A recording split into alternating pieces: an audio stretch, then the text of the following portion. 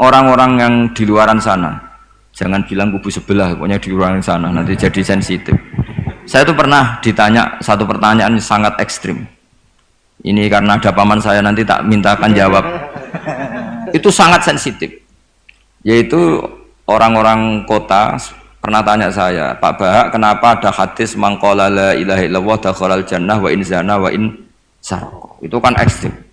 Kok kayak Islam itu membolehkan zina? Karena yang pernah zina pun asal melafadzkan la ilaha illallah pasti dakhalal jannah. Saya kebetulan pas itu ya kok pas pinter Gus Riza. Jadi ya bisa jawab. Terus saya bilang gini, justru saya bilang hadis itu menunjukkan satu kaidah ilmiah yang luar biasa, yaitu kebenaran yang absolut itu tidak boleh terganggu oleh perilaku sosial. Misalnya saya ditanya 1 tambah 1, pasti tak jawab 2. Lonte ya jawab 2, maling ya jawab 2, koruptor ya jawab 2. Karena kebenaran absolut itu tidak boleh diganggu oleh status sosial.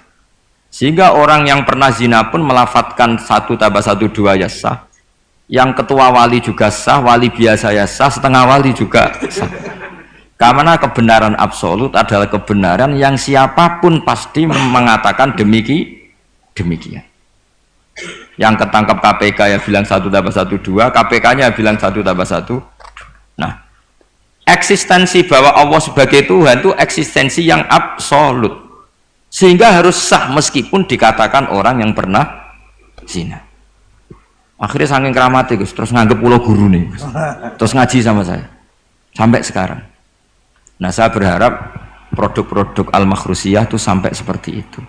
Jadi ada saat dimana kita maknani wa in zana ini bukan urusan melegalkan zina atau menganggap biasa zina, enggak. Tentu zina itu sangat buruk. Innahu kana fahisyah wa sa'a sabila, buruk sekali. Tapi ada konteks di mana absolutisme kebenaran itu tidak bersyarat apapun. Sehingga orang yang kafir puluhan tahun, mungkin ratusan tahun, ketika melafadzkan la ilaha illallah berarti sudah sah menjadi muslim. Karena kalimat ini adalah kalimat yang orang kafir dengan kalimat itu menjadi muslim. Sebab itu kita pasti menolak faham takfiri, faham yang mudah mengkafirkan orang lain, karena logikanya gampang. Wong kalimat ini yang kafir saja menjadi muslim, lagi sing tukang wiridan la ilaha illallah malah dianggap kafir. Iku tahu mikir, tahu orang kan kira-kira seperti itu. Jadi ya sekali-kali saya serius, ben pamane bangga ponakane alim.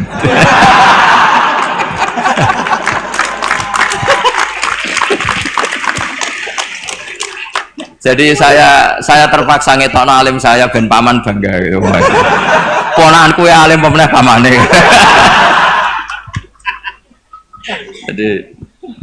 jadi ini rileks ya. Jadi saya mohon sekali pemahaman hadis itu harus komprehensif, harus utuh.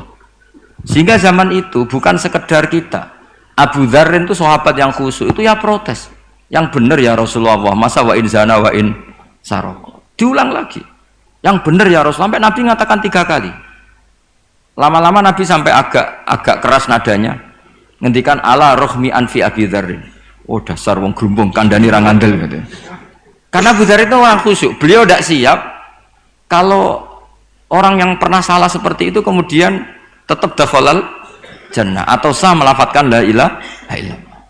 Tapi dengan penjelasan ilmiah yang saya utarakan tadi, itu memang ini bukan masalah pelegalan zina atau nganggap zina biasa, enggak, tapi masalah absolutisme kebenaran itu akan diakui oleh siapapun dan pihak manapun dan akan sah dari siapapun. Sehingga orang yang kafaratula umrih, dia kafir tula umrih, 80 tahun dia kafir. Kemudian pas mau mati melafadzkan la ilaha illallah Muhammadur Rasulullah, tetap sebagai berstatus mukmin. Qul lil ladzina kafaru iyantahu yughfar lahum ma qad salaf. Katakan kepada orang kafir, sekali dia menghentikan kekafirannya dengan talaffuz di kalimat syahadah, maka otomatis menjadi muslim. Nah, soal nanti masuk surga ya bisa kapan-kapan kan? Allah tidak bilang harus sekarang kan? Ya nunggu kita duluan kira-kira. Nak bejo itu. Tapi saya berkali-kali ngaji, sudah orang Islam tuh yang seneng. Kita ini sudah dikasih kunci surga, miftahul jannah la ilaha illallah. Kamu harusnya nggak bisa masuk neraka. Nggak pegang kuncinya kok kamu mau masuk itu gimana? Tapi ada teman saya bilang, rokok rano pintu nih, Gus langsung wah. Lah kalau kamu pikiran gitu, semoga ke situ saya bilang gitu. Jadi makanya kamu yang pede saja.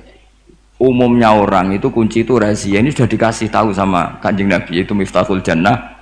La ilaha illallah, sudah punya kuncinya. Alamatnya juga sudah jelas. Alamatnya itu ya sakho. Karena kalau as-sakhiyu qaribun minallah, qaribun minal jannah. Kalau sampean kepengin tahu alamat neraka, ya bakhil tadi. Itu qaribun minannar. Jadi kalau kamu tanya alamat neraka di mana Gus? Kalau kamu medit, kikir, ya itu dekat-dekat situ. Itu neraka.